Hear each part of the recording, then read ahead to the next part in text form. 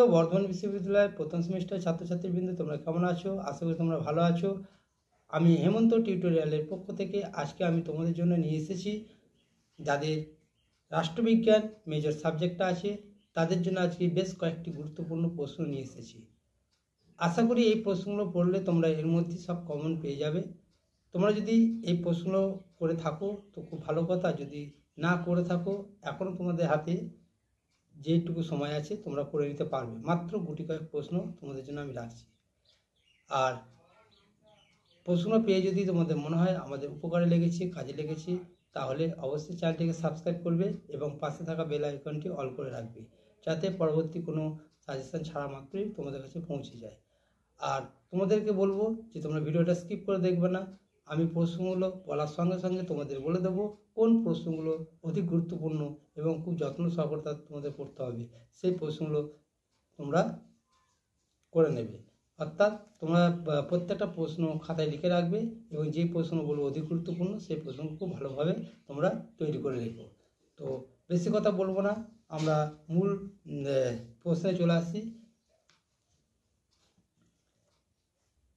আমি প্রত্যেকটা প্রশ্ন দুবার করে বলবো, যদি স্ক্রিনে লেখা সম্ভব হয় তাহলে আমি লিখে দেব, আর যদি না লিখতে পারি তো তোমরা ভালো করে শুনে সেগুলো লিখে নেবে, খাতায় লিখে নেবে। তো আমি প্রত্যেকটা প্রশ্ন দুবার করে বলবো। দেখো, প্রথম প্রশ্ন আমি তোমাদের জন্য কি রেখেছি। প্রথম প্রশ্ন রেখেছি, প্রাচীন গ্রিক রাষ্ট্রচিন্তার মূল বৈশিষ্ট্যগুলি আলোচনা করো। প্রাচীন গ্রিক রাষ্ট্রচিন্তার মূল বৈশিষ্ট্যগুলি আলোচনা করো। 10-এর জন্য করে যাবে, খুব গুরুত্বপূর্ণ প্রশ্ন, খুব ভালোভাবে তোমরা তৈরি করে নিও প্রশ্নটিকে। 2 নম্বর প্রশ্ন রেখেছি, ম্যাকিয়াভেলিকে কেন নবজাগরণের সুসন্তান বলা হয়।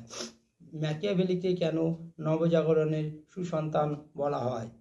ভীষণ গুরুত্বপূর্ণ প্রশ্ন, খুব ভালোভাবে করবে, 10-এর জন্য করে রাখবে। 3 নম্বর প্রশ্ন রেখেছি, মার্ক্সের দ্বন্দ্ব ও ঐতিহাসিক বস্তুবাদ আলোচনা করো।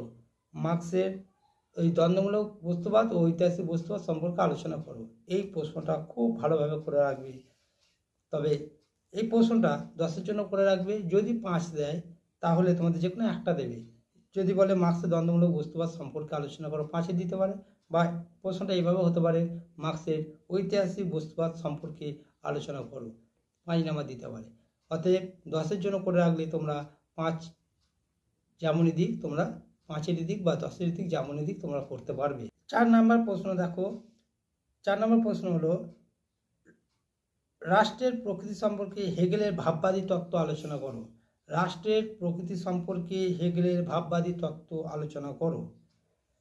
5 নম্বর প্রশ্ন দেখো, জেস মিলের স্বাধীনতার ধারণাটি আলোচনা করো। অর্থাৎ মিলের স্বাধীনতার ধারণাটি আলোচনা করো, খুব ভালো করে দেখে যেও। 6 নম্বর প্রশ্ন দেখো, প্লেটোর ন্যায় সম্পর্কিত তত্ত্বটি আলোচনা করো।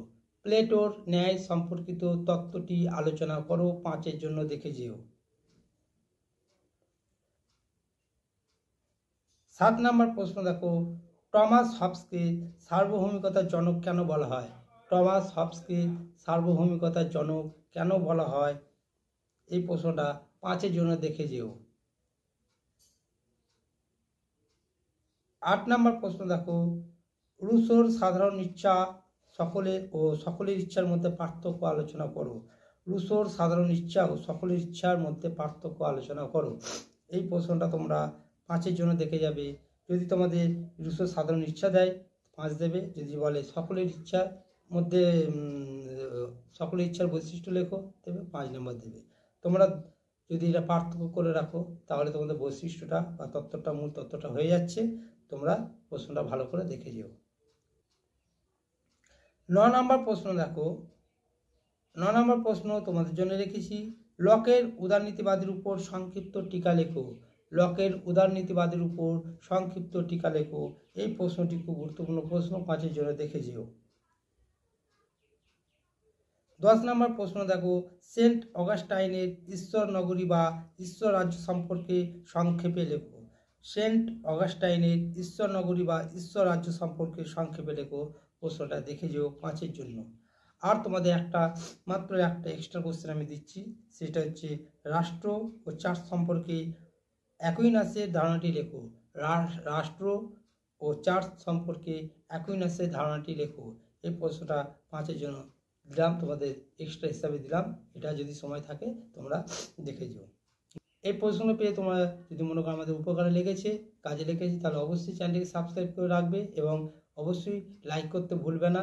তোমরা ভালো থেকো, সুস্থ থেকো এবং পরীক্ষার জন্য ভালোভাবে প্রিপারেশন নাও। ধন্যবাদ।